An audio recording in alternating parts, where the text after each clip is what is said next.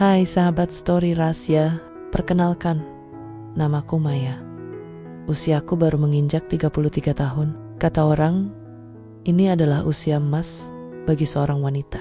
Harusnya aku sedang semangat-semangatnya meniti karier, atau setidaknya sedang hangat-hangatnya menikmati masa pengantin baru.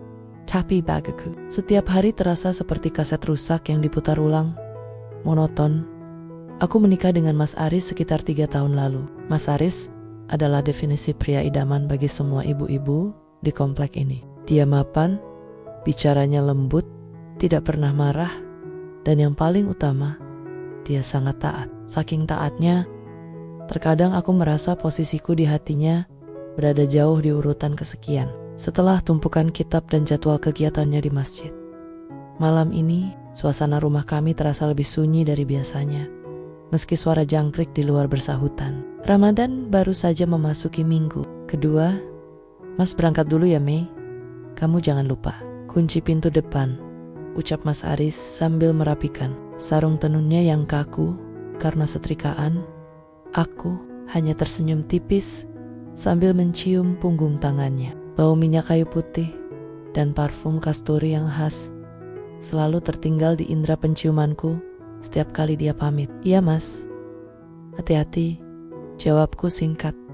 Dia mengangguk pelan, lalu melangkah keluar menuju masjid untuk menunaikan sholat isya yang dilanjut dengan sholat tarawih. Begitulah rutinitasnya. Dia akan hilang selama kurang lebih 1 jam ke depan, meninggalkan aku sendirian di ruang tengah yang luas ini. Hanya ditemani suara detak jam dinding yang seolah mengejek kesepianku.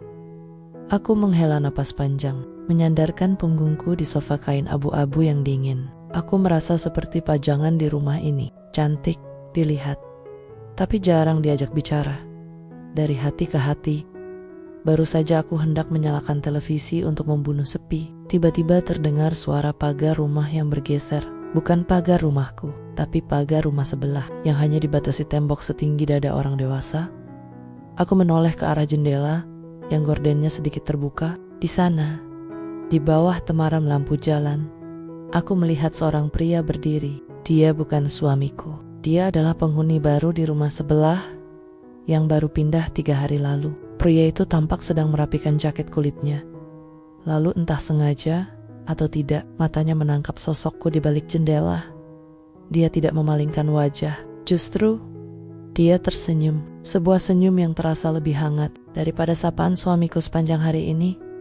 Jantungku tiba-tiba berdegup sedikit lebih kencang. Sebuah reaksi fisik yang aneh, yang sudah lama tidak kurasakan. Pria itu namanya Rian. Usianya mungkin sekitar 35 tahun. Berbeda dengan Mas Aris yang selalu tampil rapi dengan baju koko kaku. Rian terlihat lebih santai dengan kaos polos hitam yang pas di badannya dan celana chino. Dia punya sorot mata yang tajam, tapi entah kenapa tatapannya itu terasa teduh, seolah dia bisa melihat isi kepala orang lain hanya dengan sekali pandang. Aku baru tahu namanya kemarin lusa, saat dia mengantarkan sekotak martabak manis sebagai tanda perkenalan tetangga baru. Singkat, padat, tapi membekas. Malam ini, saat Mas Haris sudah melangkah jauh menuju masjid, aku memutuskan untuk keluar ke teras sebentar. Udara di dalam rumah terasa pengap, atau mungkin hatiku yang sedang butuh ruang napas. Begitu aku membuka pintu depan, aku terkejut mendapati Rian sedang berdiri di balkon rumahnya yang rendah, tepat di samping pagar pembatas kami. Belum tidur Mbak Maya? Suaranya berat, jenis suara yang enak didengar lama-lama. Aku sedikit tersentak, merapatkan kardigan rajut yang kupakai. Mas Rian? Belum. Baru saja Mas Aris berangkat ke masjid. Rian mengangguk pelan. Dia memegang sebuah cangkir keramik yang aromanya sangat kuat. Kopi hitam. Di saat pria lain di komplek ini sedang bersiap sujud di rakaat pertama, dia malah santai menikmati kafeinnya. Suami Mbak Maya, orang yang sangat rajin ya. Beruntung sekali punya istri yang selalu setia menunggu di rumah, ucapnya sambil menyunggingkan senyum tipis yang sulit diartikan. Kalimat itu sederhana, tapi entah kenapa terasa seperti sindiran halus di telingaku. Berhenti, tanyaku dalam hati. Apakah Mas Aris merasa beruntung? Atau dia hanya menganggap keberadaanku sebagai bagian dari inventaris rumah yang akan selalu ada di sana. Sudah tugas istri kan? Jawabku mencoba terdengar bijak. Meski hatiku terasa hambar, Rian meletakkan cangkirnya di pagar tembok. Dia menumpukan kedua tangannya di sana, condong ke arahku. Tapi terkadang, tugas bisa jadi beban kalau tidak ada apresiasinya, Mbak.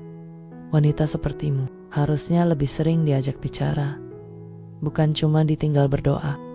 Dag, kalimat itu langsung menghantam tepat di ulu hati. Aku terdiam, bingung harus membalas apa. Rasanya aneh mendengarkan kalimat sedalam itu dari orang yang baru ku kenal 3 hari. Aku masuk dulu ya mas. Mau tadarus alibiku. Padahal sebenarnya aku hanya ingin lari dari kegugupan ini. Selamat malam Maya, panggilnya lembut. Tanpa embel-embel mbak lagi, aku menutup pintu dengan jantung yang masih berpacu liar. Namaku terdengar berbeda saat dia yang mengucapkannya. Di luar sana, suara imam masjid mulai terdengar. Sayup-sayup memulai surat Al-Fatihah untuk rakaat pertama. Dan di sini, di ruang tamu yang sunyi, aku mulai merasa ada sesuatu yang bergeser di dalam diriku.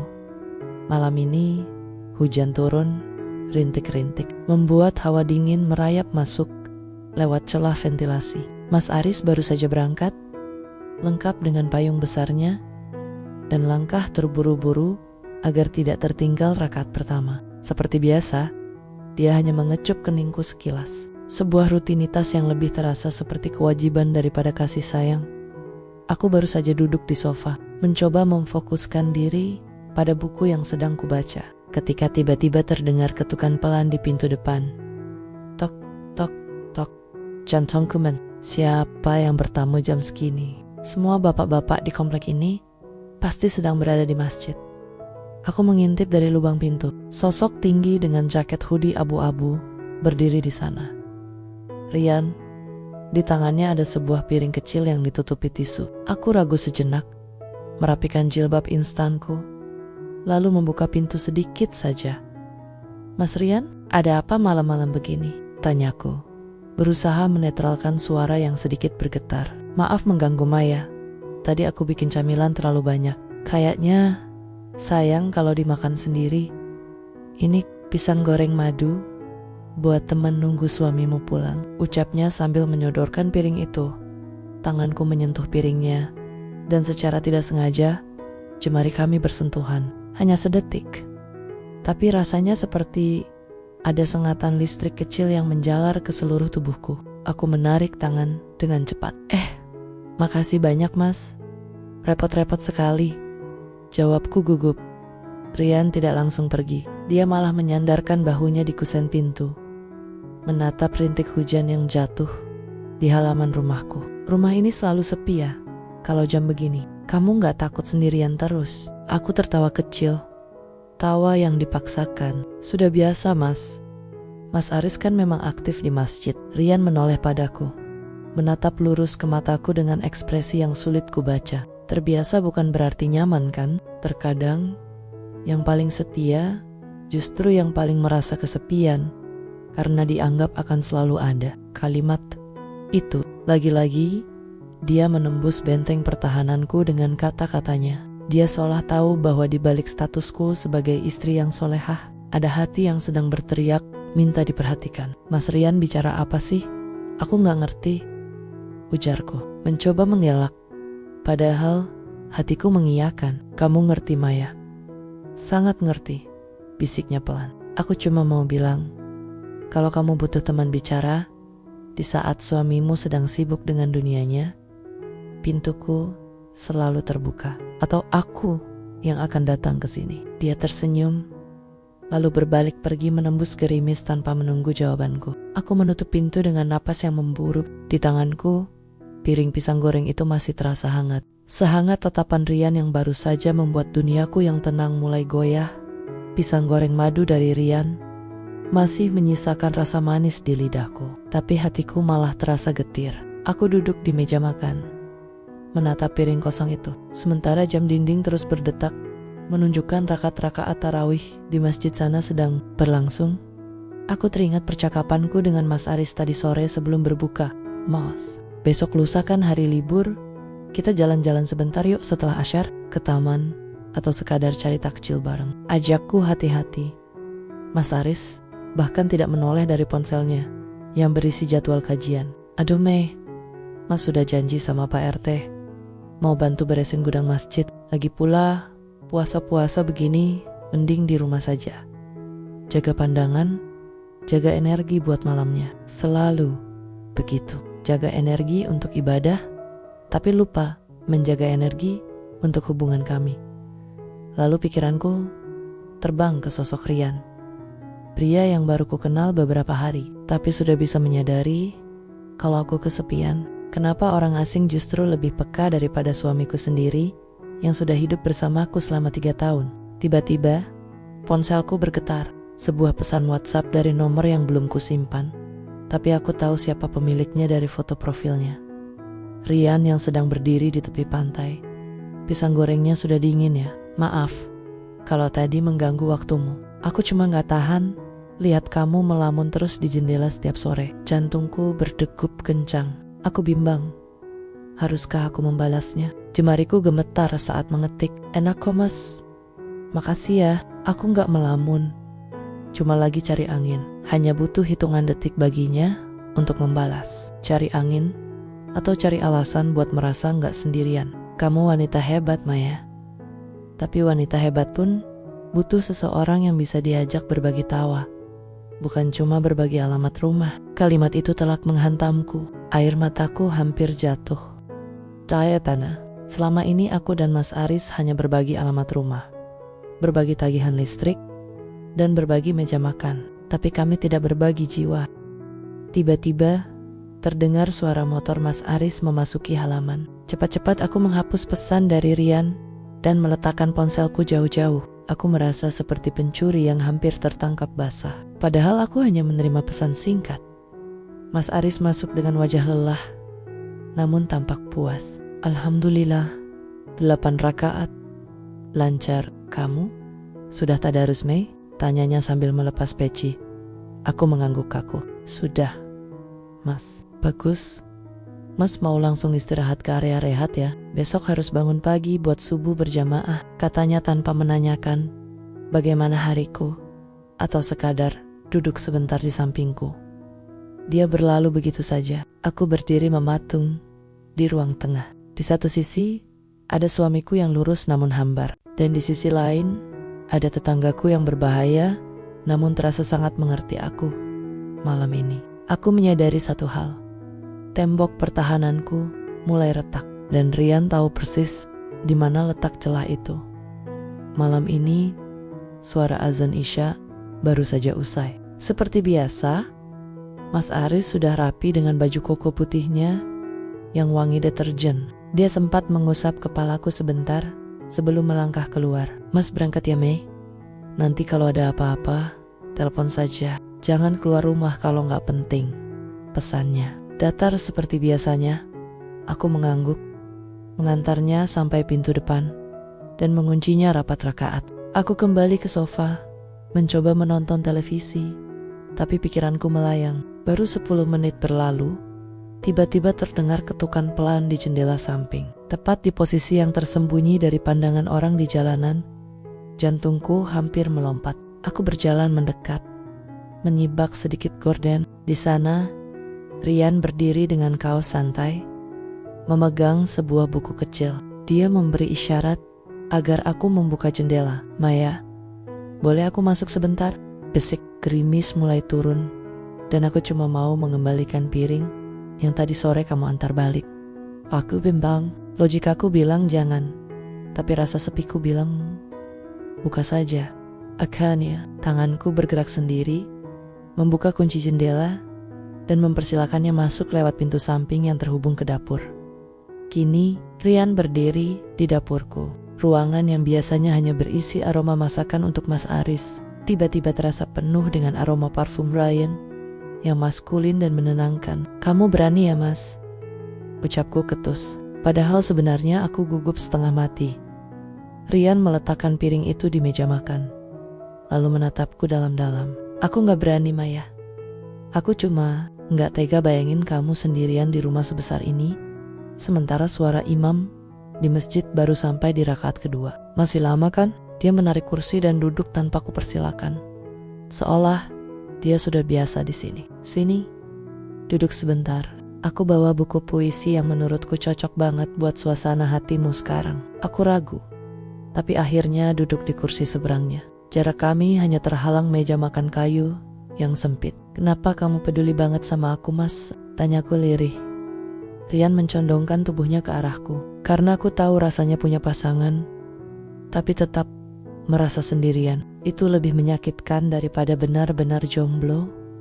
Mei, kata-katanya seperti jarum yang menusuk balon kesabaranku. Aku terdiam, menatap jariku sendiri. Rian kemudian mengulurkan tangannya di atas meja, hampir menyentuh jemariku, tapi dia menahannya.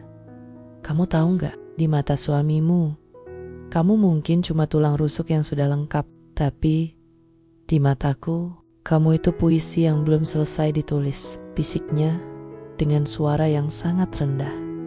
Di luar, suara takbir dari pengeras suara masjid terdengar samar, menandakan perpindahan rakaat. Tapi di dapur ini, waktu seolah berhenti.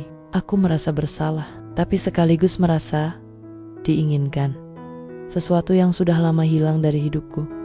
Suasana dapur terasa semakin sempit, atau mungkin karena napasku yang mulai tidak teratur.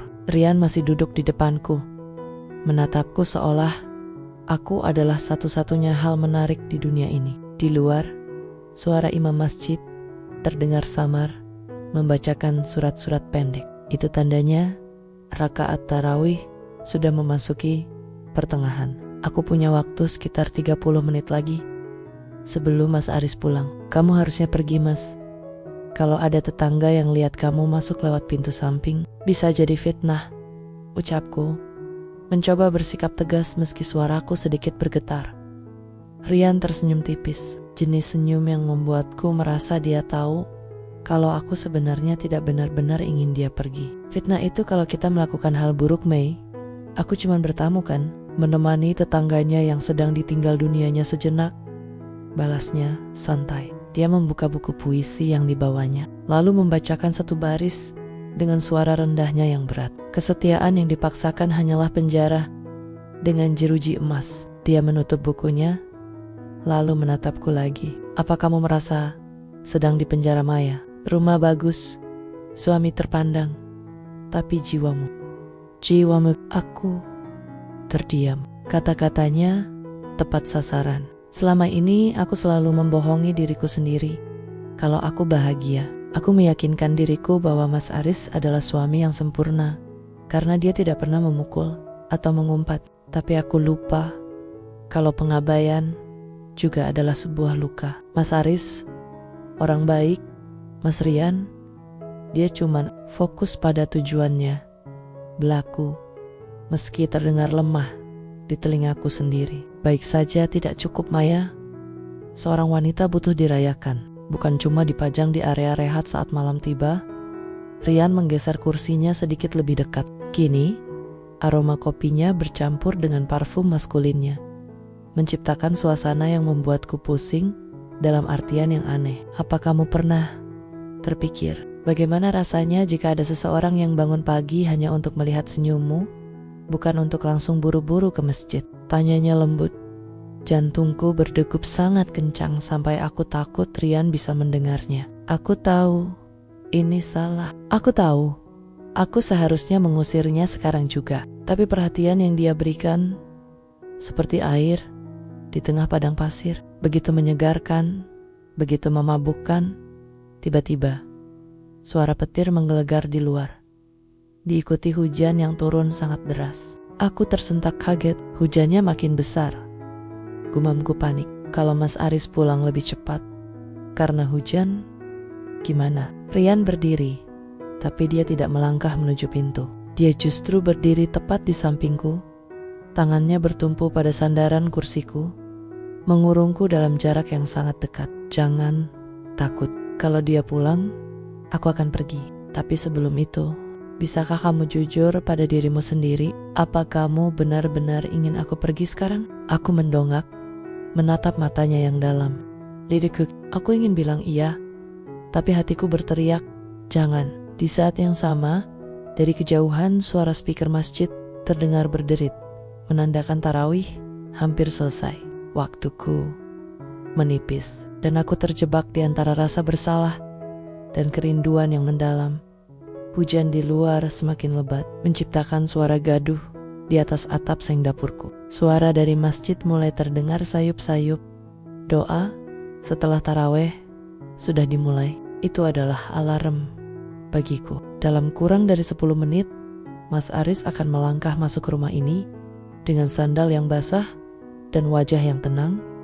Tapi di sini, di dapur ini, napasku tertahan. Rian masih berdiri begitu dekat denganku. Mas Rian, tolong, kamu harus keluar sekarang. Mas Aris bisa pulang kapan saja, bisikku dengan nada memohon. Aku mencoba berdiri, tapi kakiku terasa lemas.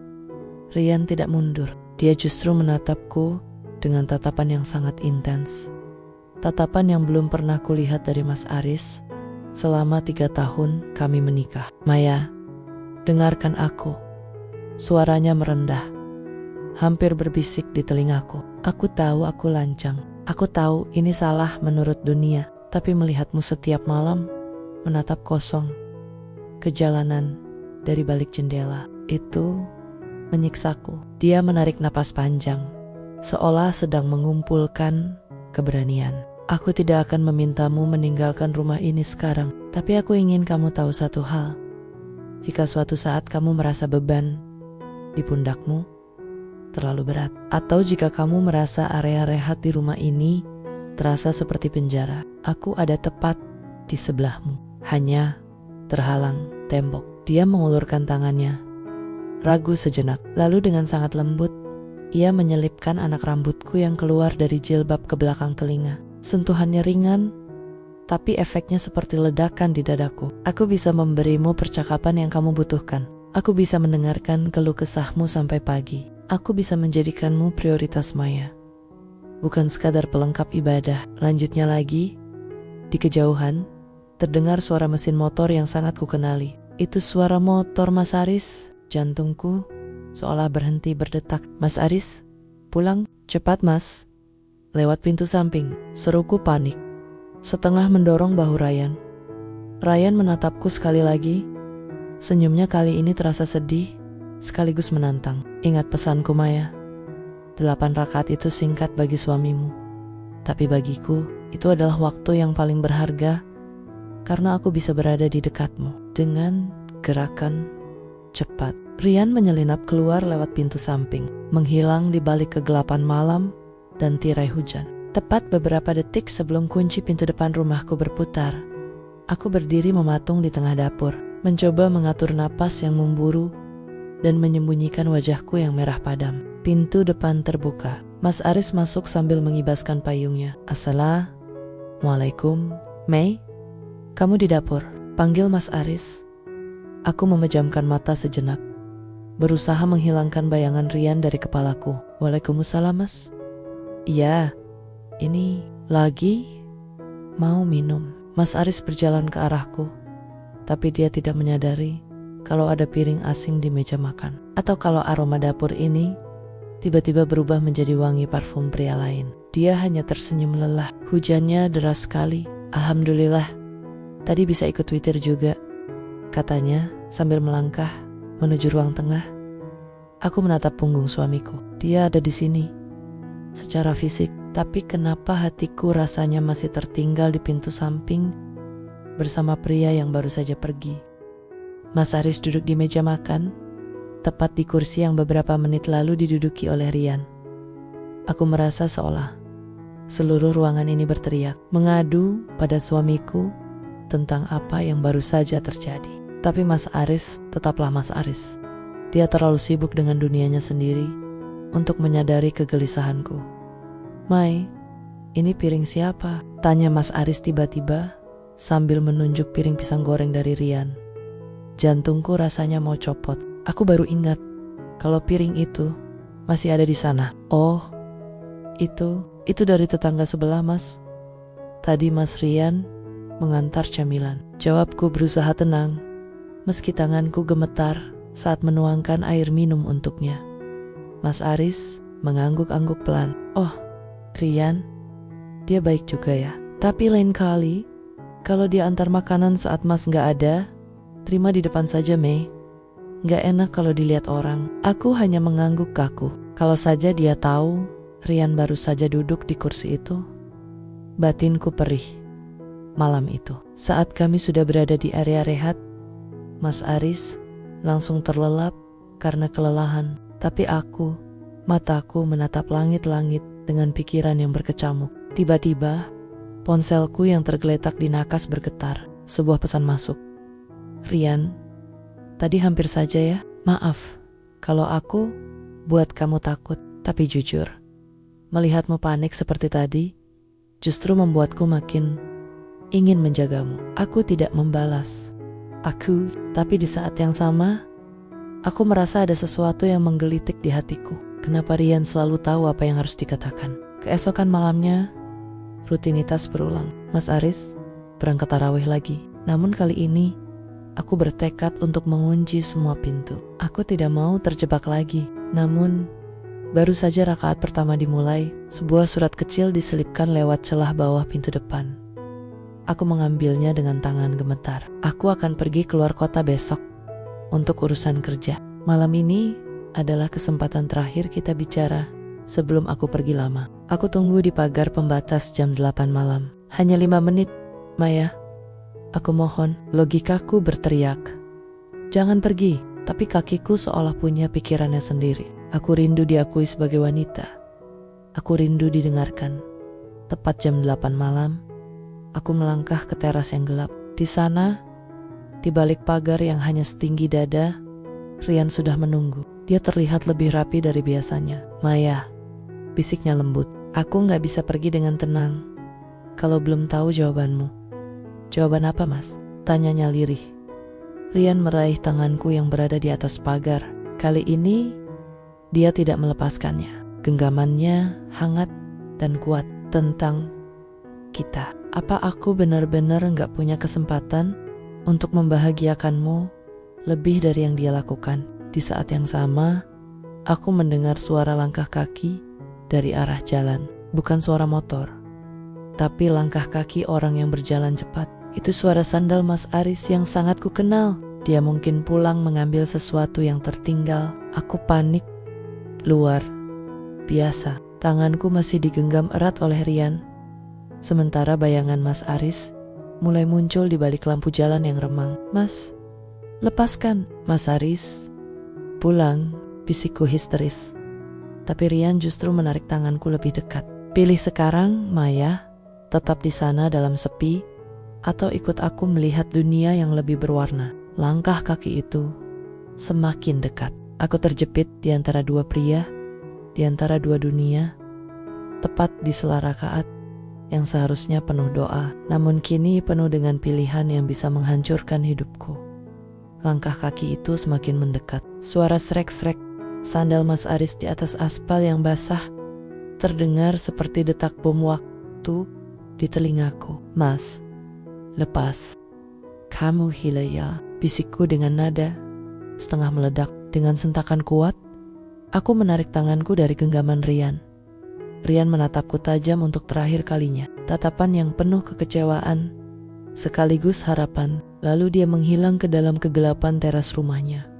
Tepat saat Mas Aris muncul di depan pagar rumah kami, aku segera memutar tubuh, berdiri membelakangi pagar, dan berpura-pura sedang membetulkan letak pot bunga di teras. Jantungku berdegup kencang, rasanya seperti mau melompat keluar dari dada. Lome, koktilu. Suara Mas Aris terdengar heran. Aku menoleh, mencoba memasang wajah senormal mungkin, meski napas masih tersengal. Mas, ini.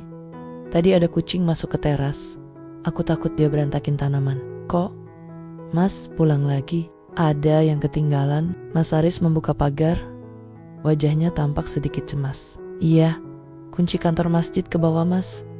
Tadi Mas lupa taruh di mana? Kayaknya ketinggalan di atas meja makan. Dia melangkah masuk ke rumah, melewati aku. Aku mengikuti di belakangnya dengan perasaan was-was. Mas Aris langsung menuju meja makan, mengambil kunci yang dia cari. Tapi kemudian langkahnya terhenti. Dia mengendus udara di sekitarnya. Mei, kamu pakai parfum baru? Kayak parfum laki-laki? Ucapnya sambil mengernyitkan dahi. Duniaku serasa berhenti berputar. Itu bau parfum Ryan yang tadi sempat menempel saat dia membisikkan kote-kota di dekat. Oh, itu. Tadi aku habis semprot pengharum ruangan yang baru beli, Mas. Katanya sih aroma kayu-kayuan. Mungkin agak tajam ya. Alibiku, sekenanya otakku bekerja 2 kali lebih cepat dari biasanya. Mas Aris hanya manggut-manggut, tidak curiga lebih jauh. Oh alah, lain kali cari yang aroma melati saja, lebih tenang. Ya sudah, Mas, balik lagi ke masjid ya. Sebentar lagi mau witir. Dia berjalan keluar lagi.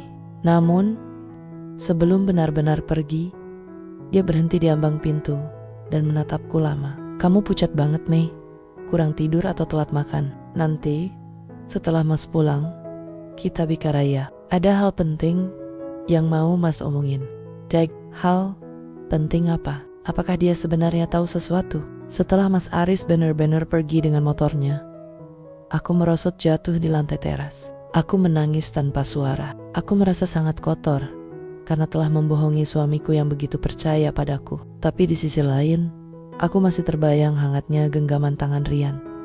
Aku meraih ponselku. Ada satu pesan baru dari Rian. Besok, jam 8 pagi aku berangkat. Mobilku akan terparkir di depan. Kalau kamu memutuskan untuk mencari kebahagiaanmu sendiri, kamu tahu di mana harus menemuiku sebelum aku pergi. Ini bukan lagi sekadar godaan di sela tarawih. Ini adalah konfrontasi nyata. Malam ini, aku harus menentukan tetap menjadi istri yang pantas, namun hampa, atau menjadi wanita bebas, namun penuh risiko. Malam ini, rumah terasa 10 kali lebih luas dan 100 kali lebih sunyi. Setelah Mas Aris pulang dari witir, dia tidak langsung tidur.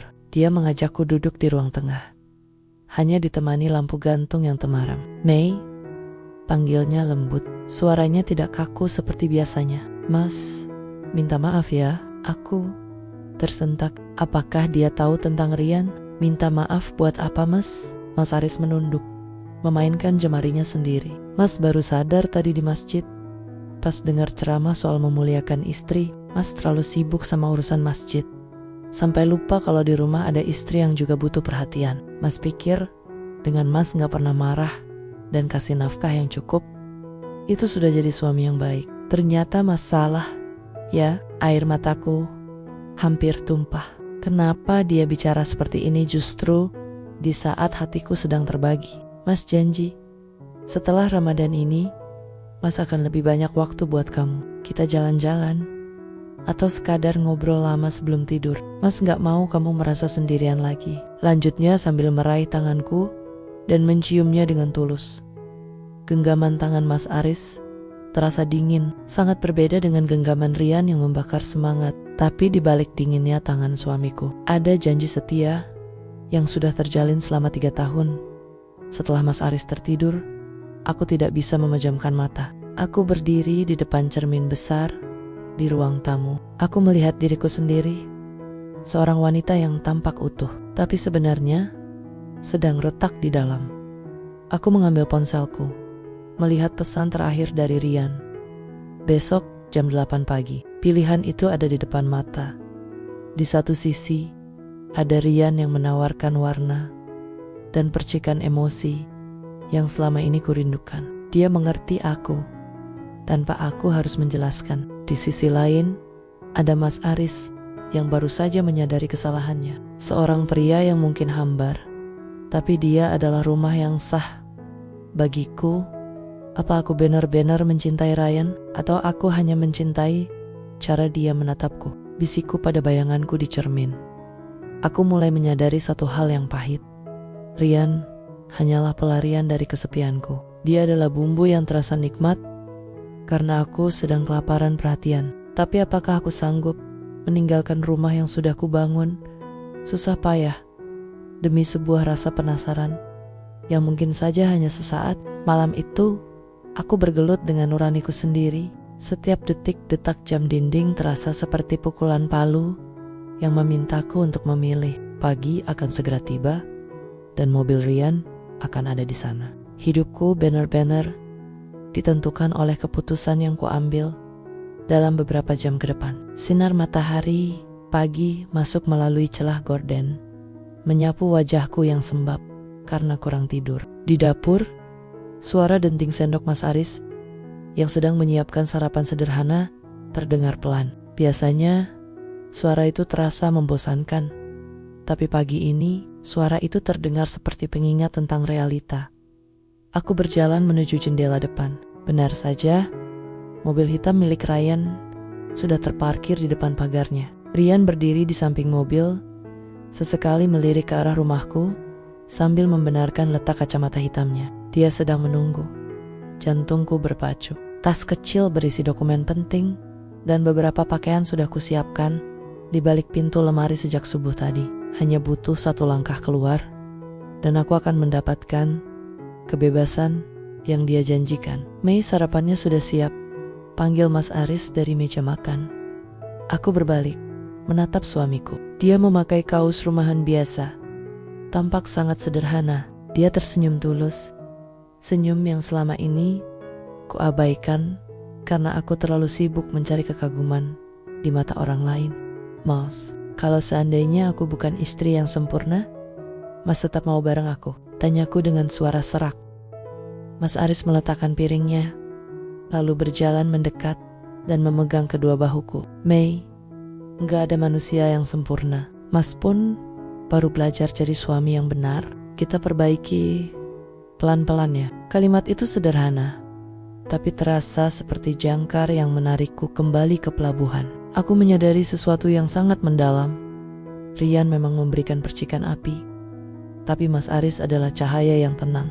Percikan api bisa membakar rumah, tapi cahaya akan selalu menunjukkan jalan pulang. Aku menarik napas panjang, lalu mengambil ponselku. Aku mengetik pesan terakhir untuk pria di seberang pagar itu. Mas Rian, terima kasih sudah menyadarkanku kalau aku berharga. Tapi aku baru tahu kalau harga diriku bukan ada pada pelarian, melainkan pada perjuangan untuk rumah yang sudah kupilih. Selamat jalan. Semoga kamu menemukan bahagiamu sendiri. Aku melihat dari balik gorden. Rian mengeluarkan ponselnya, membacanya sejenak, lalu menatap ke arah jendela rumahku dengan ekspresi yang sulit dijelaskan. Dia menarik napas panjang, masuk ke mobilnya, dan perlahan mesin mobil itu menjauh dari pandanganku. Aku menutup gorden rapat-rapat. Ada rasa lega yang luar biasa, seolah beban seberat 1 ton baru saja diangkat dari pundakku. Ada apa di luar, Mei? Tanya Mas Aris yang baru saja menghampiriku. Aku berbalik dan langsung memeluknya erat, sesuatu yang sudah lama tidak kulakukan. Gak ada apa-apa, Mas. Cuma tetangga sebelah baru saja berangkat. Sekarang kita sarapan yuk. Malam-malam 8 rakaat itu memang telah mengubah segalanya. Bukan dengan cara yang kupikirkan sebelumnya, tapi dengan cara yang membuatku kembali menemukan jalan pulang ke pelukan suamiku. 1 bulan telah berlalu sejak mobil hitam itu menghilang dari pandanganku. Rumah di sebelah kini kosong. Terpasang papan bertuliskan, disewakan, yang sesekali berderit ditiup angin. Namun, berbeda dengan rumah di sebelah yang sunyi. Suasana di dalam rumahku justru mulai terasa hangat. Sore itu, menjelang waktu berbuka di akhir-akhir Ramadan, Mas Aris pulang lebih awal. Tidak ada lagi tumpukan kitab yang dia bawa, melainkan seikat bunga, sedap malam, dan sekantong takjil kesukaanku. Assalamualaikum, istriku, sapa Mas Aris dengan senyum yang kini lebih sering singgah di wajahnya. Aku menyambutnya dengan tulus. Waalaikumsalam. Mas, kok sudah pulang? Mas, sudah delegasikan tugas masjid ke pemuda-pemuda di sana. Mas mau fokus buka puasa bareng kamu di rumah, jawabnya sambil mengelus pipiku pelan. Kami duduk di teras depan, tempat yang dulunya menjadi saksi bisu kegelisahanku dan godaan dari Rian. Tapi sekarang, tempat ini terasa berbeda. Tidak ada lagi rasa sesak atau keinginan untuk melirik ke arah pagar sebelah. Aku menyadari bahwa setiap pernikahan pasti punya masa keringnya masing-masing. Kesalahanku kemarin adalah mencari air di sumur orang lain. Padahal aku hanya perlu menggali lebih dalam di sumurku sendiri bersama Mas Aris. Mei, panggil Mas Aris pelan, sambil menatap langit senja yang mulai berubah warna menjadi jingga keunguan. Terima kasih ya, sudah tetap di sini. Mas tahu, Mas mungkin membosankan, tapi Mas akan selalu berusaha jadi tempat ternyaman buat kamu pulang. Aku tersenyum, menyandarkan kepalaku di bahunya. Aku juga makasih ya Mas, sudah mau berubah buat kita. Suara azan maghrib berkumandang dengan syahdu. Kami masuk ke dalam, membatalkan puasa dengan secangkir teh hangat dan doa yang tulus. Tidak ada lagi rahasia yang kusembunyikan. Tidak ada lagi pesan singkat yang membuat jantungku berdebar karena takut. Malamnya, saat Mas Aris bersiap berangkat tarawih terakhir di tahun ini, dia tidak langsung pergi. Dia menggenggam tanganku di ambang pintu. Nanti kalau Mas pulang, kita ngobrol di halaman belakang ya. Mas mau dengar cerita-cerita kamu yang belum sempat Mas dengar, ucapnya manis. Aku mengangguk mantap. Iya Mas, aku tunggu. Aku melihat punggung suamiku berjalan menuju masjid. Kali ini, aku tidak merasa kesepian. 8 rakaat itu tidak lagi terasa lama. 8 rakaat itu kini menjadi waktu bagiku untuk bersyukur bahwa di antara godaan yang sempat mengguncang, aku memilih untuk tetap setia pada cinta yang nyata. Kisahku dengan tetangga itu mungkin akan jadi rahasia yang terkubur dalam-dalam. Sebuah pelajaran mahal bahwa kebahagiaan sejati tidak ditemukan pada orang baru, melainkan pada keberanian untuk memperbaiki apa yang kita miliki. Kini, aku bukan lagi istri yang menunggu sunyi. Aku adalah istri yang sedang menata kembali istanaku, satu demi satu, dengan cinta yang jauh lebih kuat dari sebelumnya. Tamat.